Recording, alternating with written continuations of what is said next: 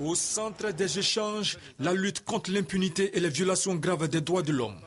La lutte contre le racket, les événements de la crise post-électorale, la formation et la sensibilisation des forces de l'ordre. En ce qui concerne les événements post-crise, le commissaire du gouvernement, le colonel Ange Kessi Kwame, a indiqué que le tribunal militaire n'a pas limité l'enquête aux seules tueries des femmes d'Abobo, mais de tous les massacres pendant cette période, quels qu'en soient les auteurs. La lutte contre le racket se poursuit, a-t-il ajouté. Dites aux victimes de venir se présenter dans les cas des rackets, qu'ils viennent se présenter, témoigner, déclarer, pour que le parquet consolide son accusation. Autre sujet évoqué, l'assassinat du commissaire de police Alain Amani Kouadio par le caporal Ladji Touré.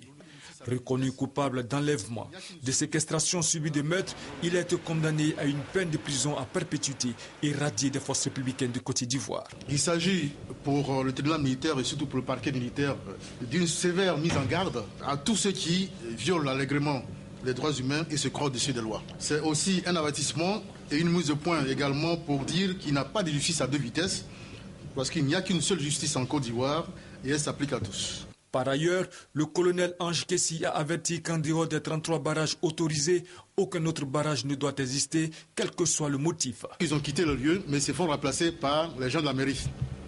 Je dis dans cette réquisition que si vous arrivez que des éléments de la mairie occupent des anciens lieux qui servaient des barrages, vous les chassez.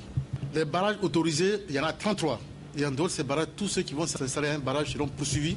Le procureur militaire a appelé les forces de l'ordre à l'esprit civique et à l'observation stricte des règles morales prônées par l'éthique militaire.